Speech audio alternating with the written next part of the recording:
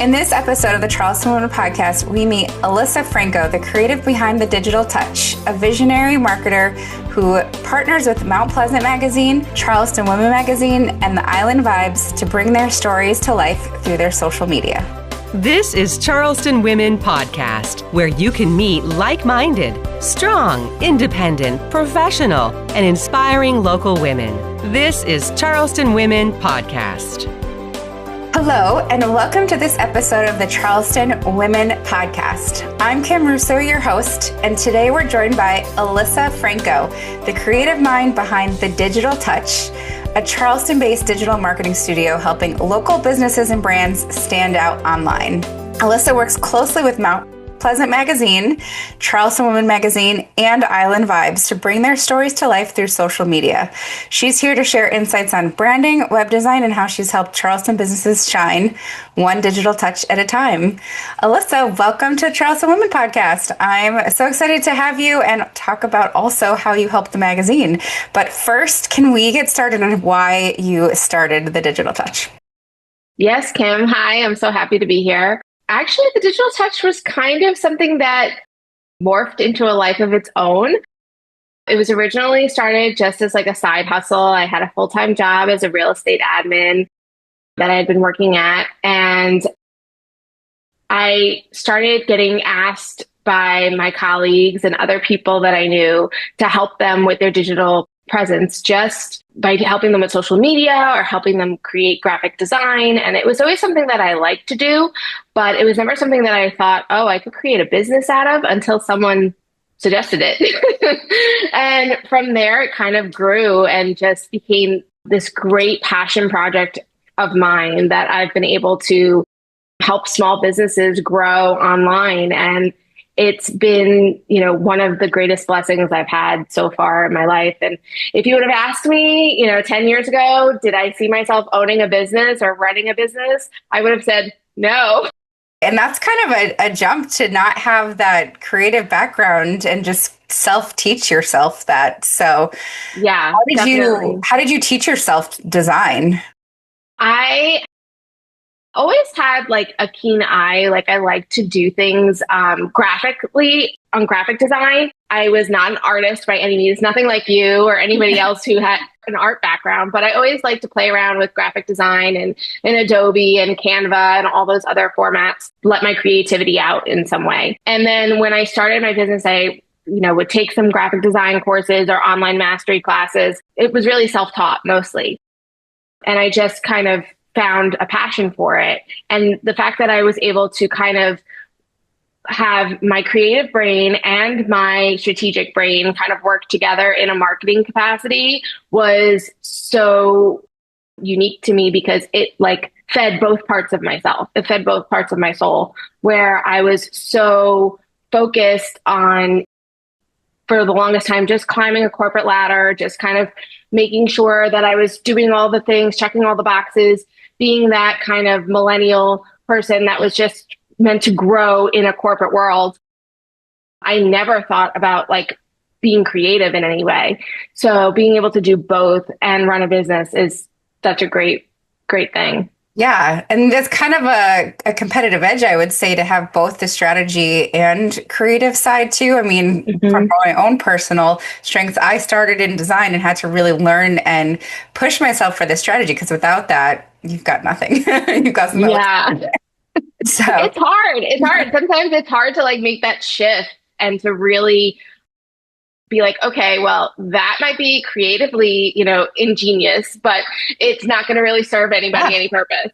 But it's also cool to kind of like really dive into strategy and how a brand works and how they want their message to get out there and how they want to reach their ideal clients. To kind of be able to blend those two is really unique and was something I never thought I would ever be doing, but it found me. Yeah, which is, awesome. It's destiny. Exactly. Talking about strategy, you have come aboard to help out Charleston Women Magazine, Mount Pleasant Magazine, and Island Vibes. How did you get involved in all of these, and what do you do for all of them?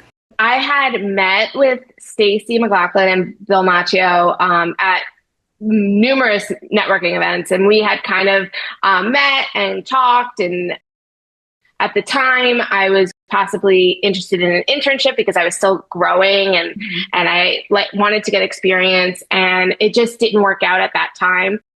When I first started the Digital Touch, and I was still working full time for the real estate administration that I was doing. When I took the Digital Touch full time, and I was really, getting into my craft and learning everything about running a business, I ran into Stacy and Bill again, and they were like, we've heard great things and we really want to work with you. And I was like so honored, because I was like, just the opportunity to kind of work with these great facilitators for entrepreneurs and small businesses. I was just so thrilled to be able to do that. We kind of talked, and they said that they really wanted to get behind, social media and how they could market the magazine and their advertisers and other small businesses on their social media platforms. We kind of put our minds together and we talked about, different things. I do 3 posts a week for each of the publications.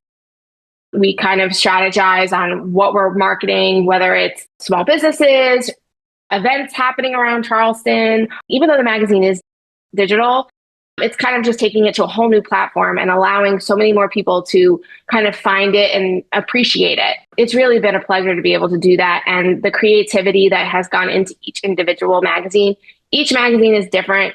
Each one has a different vibe, has a different feel.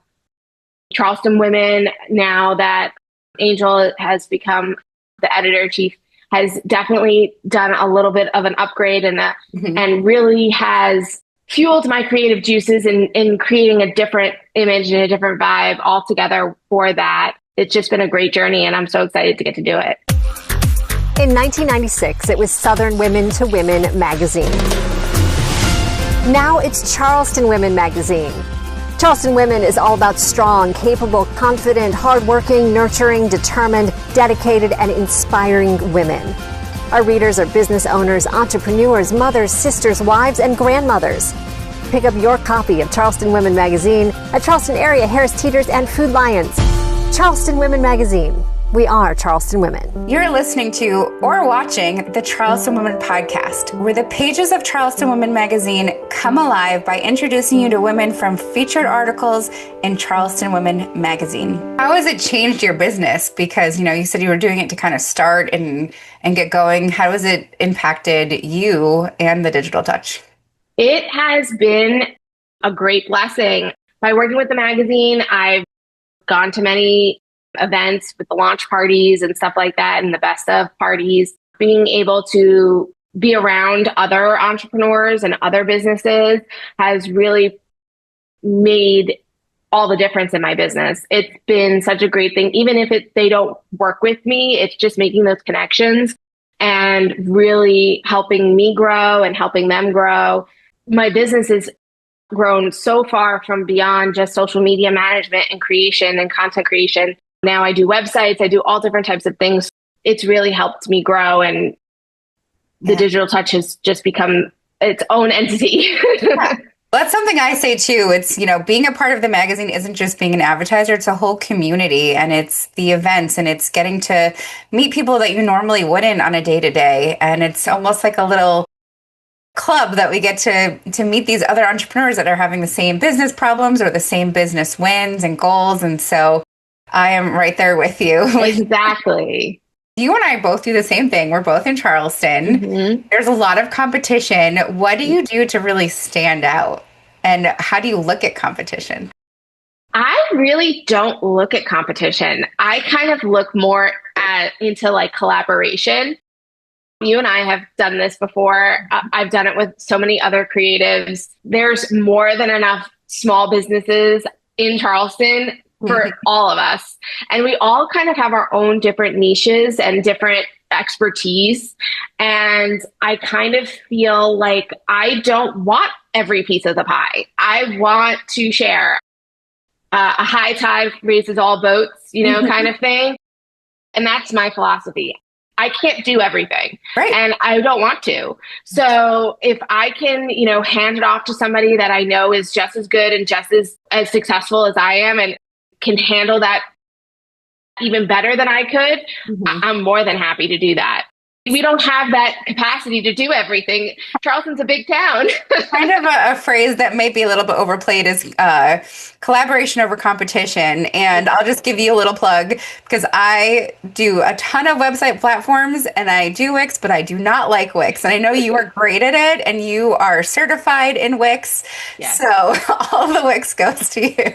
Yeah, and that's the thing. It's like we all have our different things that we're good at and we like to do. I think we all go through phases in our businesses too. Like some of us might be really busy at certain times and we might not be busy in other times, or we might be really, trying to promote a specific offer at that time. And we might be leaning back a little bit on another service we might provide. Just making sure that we stay active in our communities and kind of collaborate. I think that that's just the best way to just foster good relationships, and referrals are the key to everything. Referrals, visibility. Exactly. Getting out there and meeting new people and meeting other creatives too, so that you can have opportunity for collaboration. Okay, so what other goals do you have for the magazines? For Charleston Women, at least, we're in a little bit of a transition.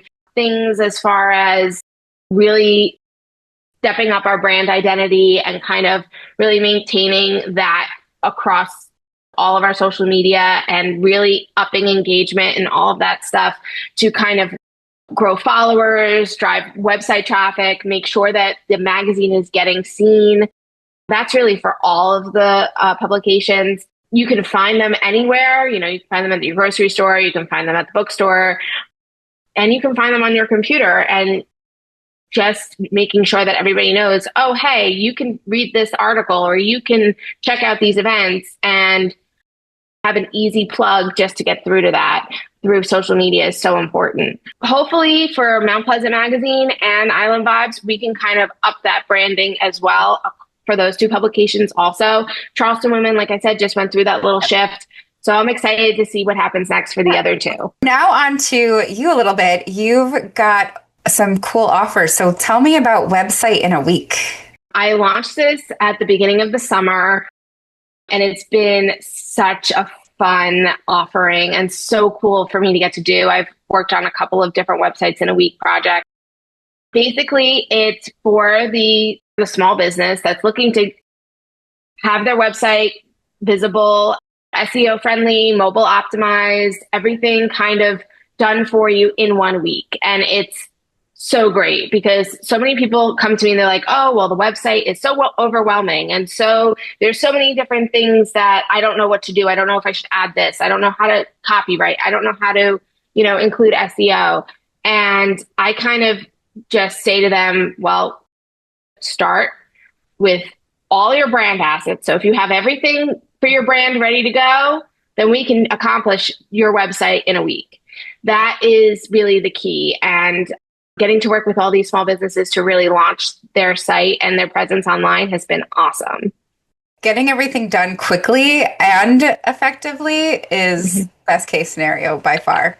I know you have a Black Friday special. My Black Friday special is actually going on for the whole month of November and December. So if you book between November and December on any of my services, which include email marketing, website design, including the Website in a Week package, also social media packages, social media templates, any of my services, you get 10% off any of the service packages that you sign up with. So if you decide, hey, I really want branding and I want a website, we could do a 10% off each service package for you for the Black Friday special. It's really a great offer.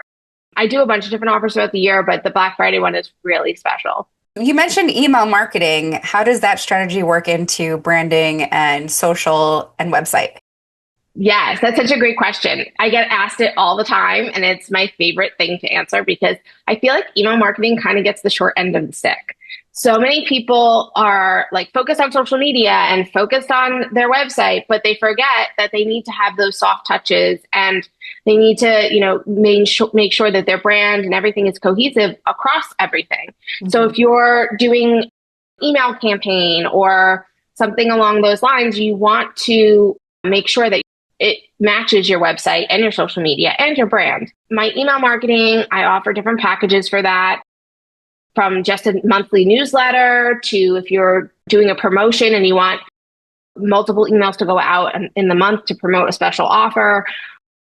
A lot of people get overwhelmed with email marketing, but email marketing has a higher ROI than social media. It's forgotten about. And I think it's so important because people, they open their inboxes every single day.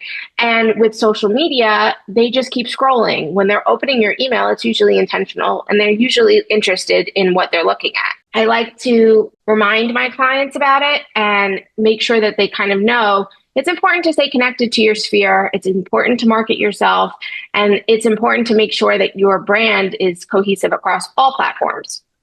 So how do you deal with clients that you kind of have to give them an understanding of the difference between social reach, email reach? What are their goals and what are the expectations that you give them? And how do you kind of manage that with them? For social media, it's very hard. The way I kind of put it to them and to make it the easiest way to understand it is that social media is you being in the room.